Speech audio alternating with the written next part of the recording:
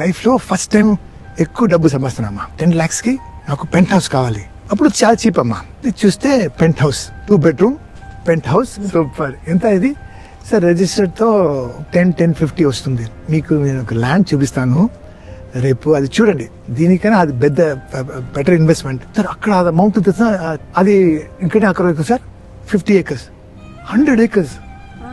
అమ్మో సార్, ఇది 5 lakhs sir, ఇది 5 lakhs సార్. కొంటామా అంటే నా పక్కన రాజా అని ఒక నా అసిస్టెంట్ లాగా, ఇది కొంటావు, దీనికి నువ్వు ఒక బౌండరీ కట్టాలి కదా, ఇది 10 lakhs, అది కట్టడానికి 20 lakhs అవుతుంది.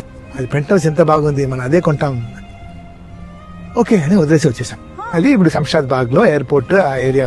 యాక్చువల్ గా ఇన్వెస్ట్మెంట్ డెసిషన్స్ ఎవరిని అడగాలండి? ఇన్వెస్ట్మెంట్ ఎక్స్పర్ట్ అడగాలి. అతను ఒక 10 ప్లాట్లు ఆల్రెడీ తీసుకొని అతను సక్సెస్ అయితే అతని దగ్గర వెళ్ళి సలహా తీసుకుంటే తప్పులేదు. అతని ఇంతవరకు ఒక ప్లాట్ ఇన్వెస్ట్మెంట్ చేయలేదు, అతనికి ఇన్వెస్ట్మెంట్ నాలెడ్జ్ లేదు.